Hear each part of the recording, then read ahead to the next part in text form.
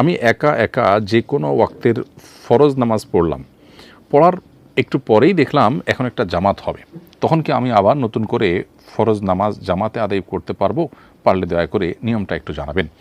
ভাই রানা হোসেন, আপনি একাকী নামাজ আদায় করে ফেলেছেন, ফরজ নামাজ, এরপর দেখলেন ওই ফরজ নামাজের জামাত হচ্ছে, কয়েকজন মিলে জামাত করতে যাচ্ছেন, এই মুহূর্তে আপনি ওই ফরজ নামাজটা আবার জামাতে সামিল হয়ে আদায় করবার সুযোগ নেই, কারণ ফরজ নামাজ একবার আদায় হয়ে গেলে দ্বিতীয়বার সেটি আদায় করবার আর সুযোগ থাকে না।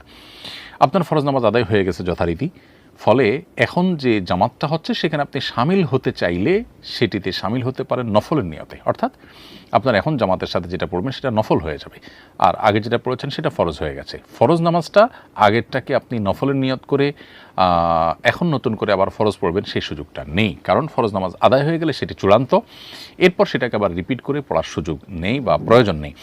এরপরে যেটা হবে যেটা সুন্নাত হিসাবে পড়তে পারেন। এক্ষেত্রেও আপনি আসর এবং ফজরের পর যদি হয়, ধরুন আসর নামাজের ব্যাপারে এটা ঘটলো বা ফজর নামাজ এটা ঘটলো কিংবা মাগরিবের নামাজ এটা ঘটলো, এই 3 ওয়াক্ত নামাজের মধ্যে এটা আপনি করতে পারবেন না হানাফি থট অনুযায়ী, কারণ ওলামায়ে আহনাফের মতে আসর এবং ফজরের নামাজের পর এই যে সুন্নাত বা নফল নামাজ এটি যেহেতু পড়া যায় না, অতএব এখানে জামাতে সামিল হতে পারবেন না, এবং এটা আরও অন্যান্য ওলামাদের মত।